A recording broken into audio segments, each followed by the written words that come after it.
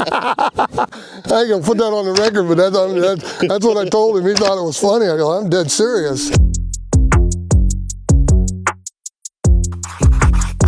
When I graduated out of high school, I went into the Navy, United States Navy. I ended up stationed in Norfolk, Virginia on board the USS Iowa, the battleship. When you're 19 years old, you don't know what the world's gonna have for you. I had a cousin said, hey, you need to be an HT, and I didn't know what an HT stands for. HT is a whole tech. Whole tech in the trades is, we were the battleship ready, damage control, ship fitting, ship repair, propulsion support, and that's where my welding career started. We were a bunch of stick welders.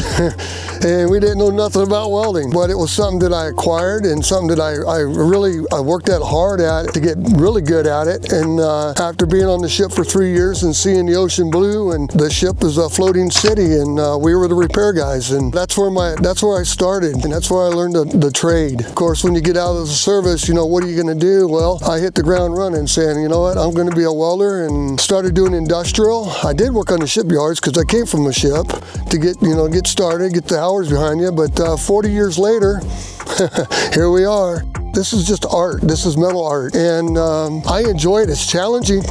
You got to know your math. Welding's usually the easy part. It's figuring out all these angles and dangles for this piping, and it's not easy. Presentation is 80%. I preach this to the guys that work for me. That is one of my selling points, that 80% of the time you're doing a darn good job, it looks good, it is good. We don't have no leaks, no drifts, no errors, just like baseball.